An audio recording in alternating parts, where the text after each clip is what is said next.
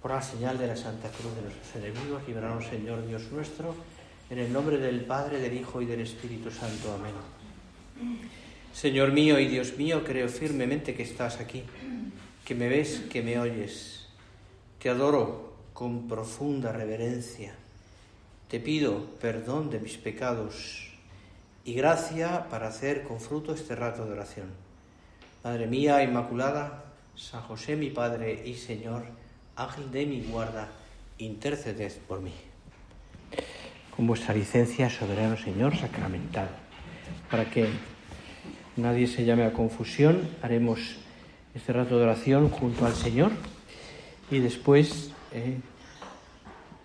haremos la tan deseada bendición de los rosarios y una ofrenda a la Virgen que le haremos junto al Señor. Una oración que está ahí, que tenéis ahí en ese papel, y después ya os dejaré, mientras que yo sigo confesando un ratito, para que recéis el rosario en este mes de mayo. Y terminaremos después con otra oración, ¿no? Y mirando al Señor aquí presente, que nos preside desde el altar, mirándole a Él, pues se nos va la mirada también, como es lógico, a nuestra Madre Santa María, y más en este mes de mayo. Tenemos muy claro que sin María no hay Jesús, sin María no hay redención y sin María no hay encarnación, porque todo dependía de ese sí de la Virgen, del sí de María que hace que el Señor pueda, que Dios pueda realizar sus planes. Es curioso pensar que Dios haya querido depender de una criatura, porque bien es verdad que María es una mujer excelsa, concebida sin pecado original. Se oye detrás, ¿verdad? Sí, concebida sin pecado original, pero es curioso que Dios haya querido también depender de una criatura, porque aún así, siendo sin pecado concebida, no deja de ser una criatura. Pero ha querido depender de ella, el Señor. Por eso toda la teología mariana, o lo que se llama la mariología, está muy concentrada en el momento de la Anunciación, porque ahí es donde el Señor nos muestra, el Evangelio nos muestra a María como lo que es una mujer sencilla, esa doncella de Nazaret, desconocida para el mundo entero, y por tanto que pasa desapercibida, iba a ser madre de familia, ya esposada con José, y en una pequeña aldea prácticamente desconocida para el mundo importante de aquel tiempo. Pero ahí está María con todas las prerrogativas que Dios ha querido darle, que son muchas, pero sobre todo una, la que resume todas las demás: llena de gracia. Esa es, llena de gracia. Y por tanto, a ella, a la llena de gracia, se le dirige, por medio del ángel, se dirige ese saludo. Ave llena de gracia, le dice el ángel Gabriel. Ese es el saludo que el Señor que transmite a través del ángel a María Santísima. Ave llena de gracia, el Señor es contigo, decimos. Y claro, como te digo, ahí en esa frase, en esas palabras, está el compendio de toda la mariología, de lo que significa llena de gracia y por tanto con esos privilegios de sin pecado concebida y por tanto también preparada para después poder recibir en su seno al Hijo de Dios, al Verbo que se iba a encarnar, y por tanto también llena de esas virtudes propias de una mujer, de una persona que no tiene pecado. Humildad, sencillez, podemos decir un montón de virtudes, ¿no? No es que no tuviera que luchar la Virgen, como todos, pero tenía ese especial privilegio. Y claro, aún así, como os digo, Dios ha querido que todo dependiera de ella. Es decir, a ella la ha preparado, es verdad. A María tiene todo un itinerario también de fe que está muy bien explicado en una encíclica de Juan Pablo II, Redentoris Mater, que es un camino de fe desde el principio hasta el fin en la vida de la Virgen. Dios la ha preparado para eso. Es, como dice San Pablo, la plenitud de los tiempos, el momento clave en el que el Señor quiere que sea la encarnación. ¿Podría haber sido antes? Sí. ¿Podría haber sido de otra manera? Sí. Pero Dios quiere esperar siglos y siglos y siglos hasta que llegara ese momento. En un pueblo concreto, quiero decir, un pueblo en una estirpe, el pueblo de Israel, a través de unas familias, Abraham, etcétera, etcétera, los hijos de Jacob, la familia de Judá, etcétera. Quiere que sea de esa manera el Señor. Y llega una genealogía donde aparece también, aparece la Virgen como parte de esa genealogía. Y eso fue. No sé yo sí. Bueno, es igual. Ahora, menos mal que hay alguien ahí experta que está controlando. Bueno, como os digo, esto. Y claro, y además, fijaros, claro, todo depende de un momento clave. El momento de la anunciación, el momento en el que la Virgen dice el sí. El sí. Me acuerdo que en una clase con niñas de primero de primaria les explicaba esto, pero ese día estaban tan revolucionadas que era imposible explicarles nada. Y entonces les dije, vamos a representarlo. ¿Quién quiere ser la Virgen? Salió todas, claro. Entonces la profe me dijo, una que se llama María, vale. ¿Quién quiere ser el ángel? Una pequeñita. Y entonces fuimos haciendo la representación. Yo cogí a la pequeñita, que era el ángel, la subí en mis hombros y la llevé hasta la Virgen volando. La puse delante de la otra que estaba sentada con un libro de no sé qué, como si estuviera rezando, y estaban emocionadas todas mirando aquello, ¿no? Y entonces hicimos un diálogo, el diálogo de Gabriel con la Virgen, pero un diálogo a nivel de una niña. O sea, la niña no dijo, llena de gracia, el Señor es contigo. Le dijo, hola María, ¿cómo estás? Le dijo, porque tenía que hacerlo a su manera, ¿no? Entonces, hola María, ¿cómo estás? Y entonces María le respondía, yo era el apuntador, iba diciendo, María le respondía, ¿tú quién eres? Yo soy el ángel, Gabriel.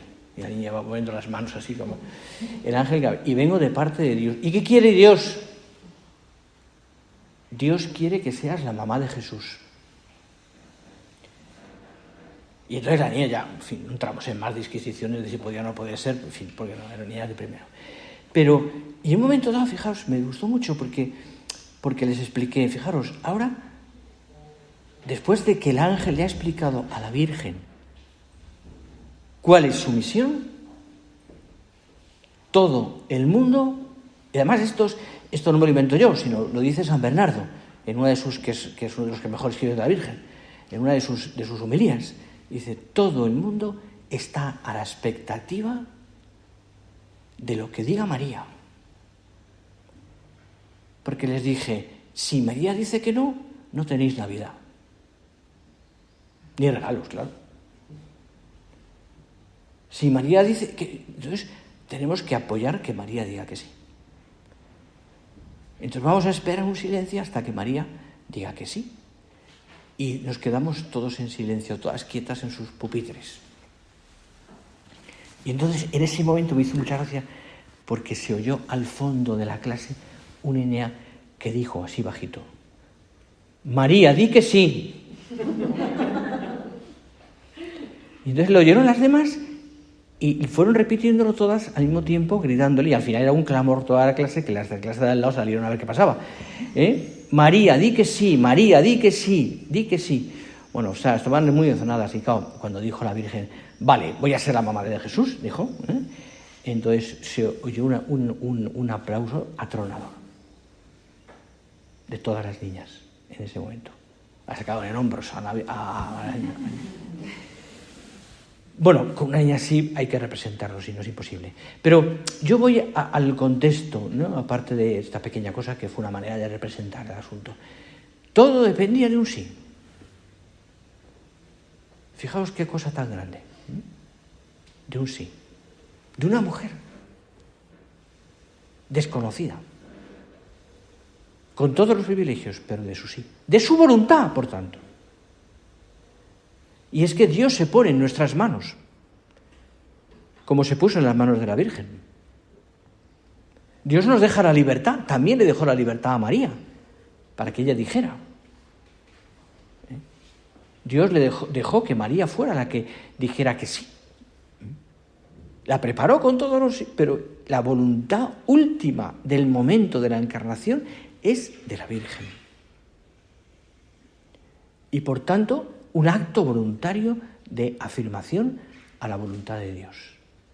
Que al fin y al cabo es lo que Dios nos pide a nosotros también.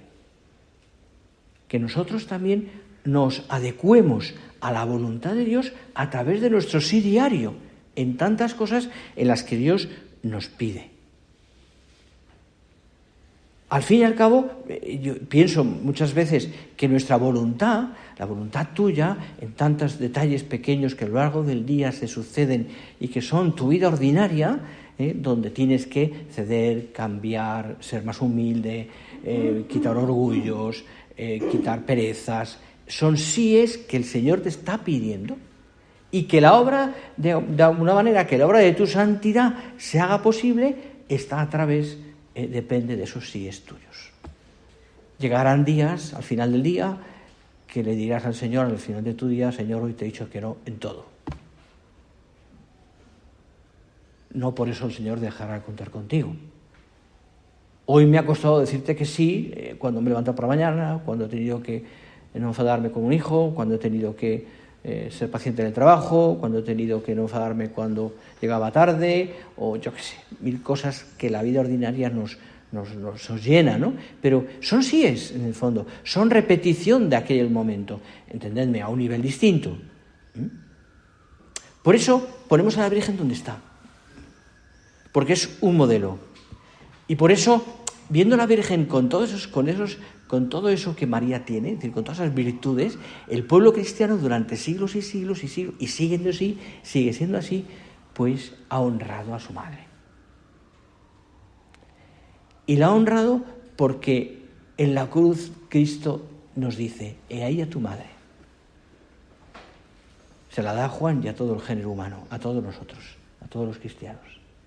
Y desde entonces María es madre de la Iglesia, como aparece después en el cenáculo, cuando ya los apóstoles están, y antes de Pentecostés, que celebramos dentro de unos días, ahí aparece también María Santísima. Perseveraban todos en la oración con María, la Madre de Jesús. Está presente en el comienzo de la Iglesia. Y desde entonces ha estado presente siempre la Virgen. Por eso nos paramos este mes de mayo para dedicarle tiempo a nuestra Madre. La Iglesia ha querido, incluso fijaros, si vais recordando, la liturgia, es decir, el calendario litúrgico está tachonado, mejor dicho, de fiestas de la Virgen. Momentos en los que nos paramos a considerar la maternidad, la Inmaculada Concepción, la Asunción, la presentación de la Virgen, bueno, etcétera. Y luego en cada sitio, en cada pueblo, en cada ciudad, hay una imagen que los hombres han venerado. Y que es nuestra imagen. Y seguro que en tu casa tú tienes en tu corazón esa imagen de la Virgen que te ha ayudado tanto siempre, desde pequeñita. Y tus hijos también, qué bueno es que tengan cerca de tus hijos una imagen de la Virgen para que la vean, para que la miren, para que el niño pequeño le dé un beso. Son pequeñas cosas, pero son importantes. Son importantes. ¿Y María nos escucha? Siempre. Siempre. Iba a preguntaros, ¿escucháis a vuestros hijos? Bueno, a lo mejor no siempre, pero una madre escucha. Siempre. Luego hará lo que pueda. Pero María siempre hace todo. Cuando San José María empezó a tener la idea de hacer Torrecidad, eran los años 50 y muchos. Torrecidad era una ermitita, lo que es la ermita de abajo, que es la que habéis estado en Torrecidad, y la torre aquella. No era más. En unos riscos que era complicado llegar allí porque eran caminos de mula. No había carretera, no había nada. Y entonces él tenía el recuerdo de cuando era niño.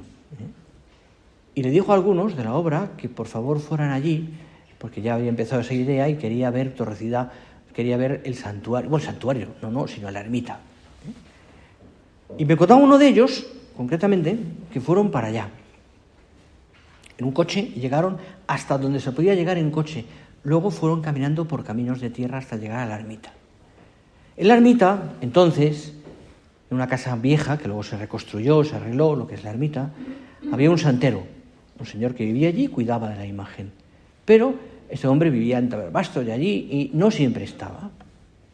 Claro, tenían la duda si la ermita iba a estar abierta o no.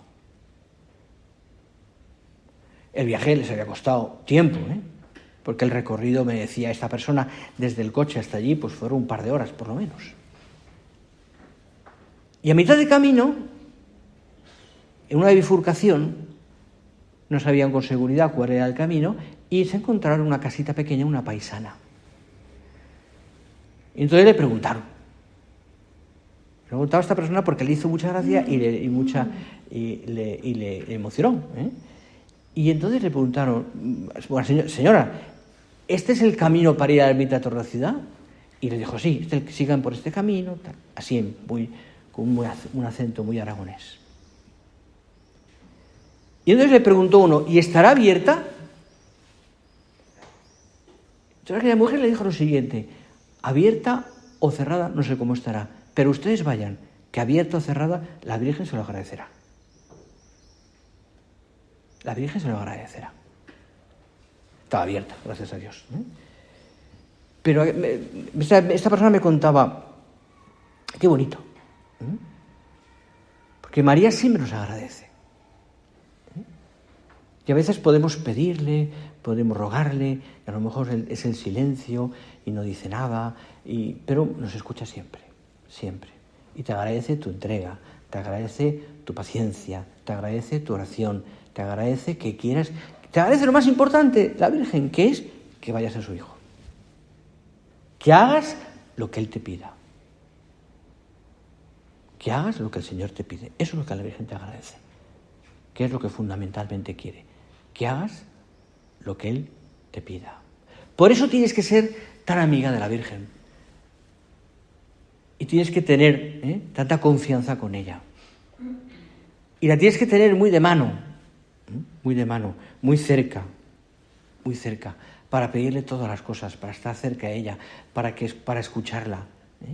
Y para muchas cosas que en el fondo son muy triviales, pero que son importantes en una vida de familia. Ese hijo rebelde, el otro que no sé qué, aquel asunto que te cuesta, o esta situación económica más difícil, pon a la Virgen. Y hónrala con tus visitas, con tus oraciones, con todo lo que tú... Ayer tuvimos en el seminario de Orihuela, donde sabéis que todos los seminaristas el año que viene van a estar allí, se van todos para allá. Tuvimos una celebración, porque mañana concretamente es San Juan de Ávila, que es el patrón del clero en España, y tuvimos una concelebración con el señor obispo. Bueno, había 4 obispos, que están todos los que quedan todavía aquí, y muchísimos sacerdotes. Luego tuvimos una comida como Dios manda, que es importante, y al terminar había una cosa que me gustó mucho, porque al terminar ya, cuando salíamos del comedor grande del seminario de Orihuela, abriendo la puerta hay otra puerta grande que entra en la capilla del Santísimo y da justo a una imagen de la Virgen Inmaculada, que es muy bonita, enorme. Y entonces es tradición, al terminar, que todos los sacerdotes nos unamos allí en coro junto al obispo, los obispos, y cantemos la salve. Y fue impresionante, porque las voces eran como 200 voces, cantando, y después de haber comido estábamos animados, pues cantando a la Virgen la salve, Fue muy bonito, porque en el fondo era todo el clamor de un clero, de una diócesis, a la Virgen Santísima, para que nos proteja, y proteja cada parroquia, cada sacerdote, nos haga mejores, etc. Me gustó mucho en este sentido. Es decir, que la tengamos muy de mano, muy de cerca, y que la honremos, y que la cuidemos, en ese sentido. Contaba el primer rector de Torrecilla hace muchos años que recién estaban todavía las obras de Torrecilla, todo el santuario se había explanado ya, empezaban a hacer las grúas y tal, y se había arreglado la ermita y estaba allí la imagen de la Virgen. La actual, la que se puso después en el santuario, estaba allí ya restaurada y esperando que su casa nueva estuviera acabada.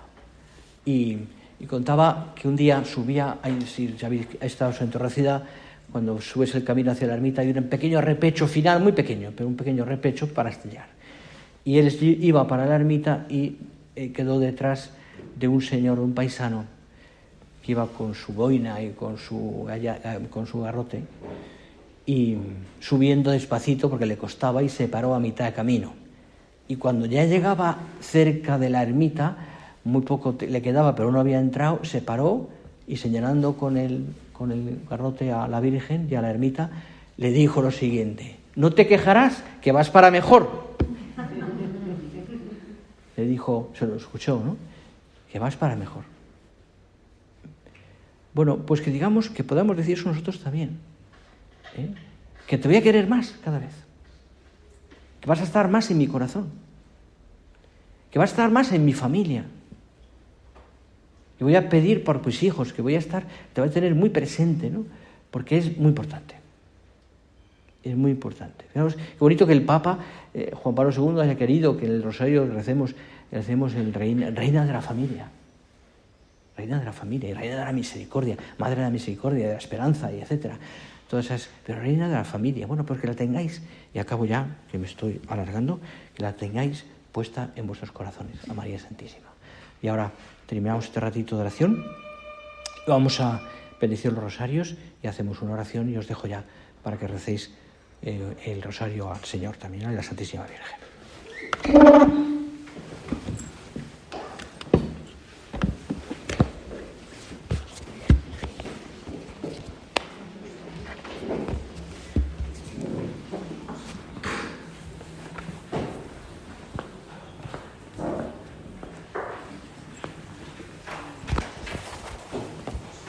Te doy gracias, Dios mío, por los buenos propósitos, afectos e inspiraciones que me has comunicado en esta meditación. Te pido ayuda para poneros por obra la Madre mía Inmaculada, San José, mi Padre y Señor, Ángel de mi guarda, interceded por mí.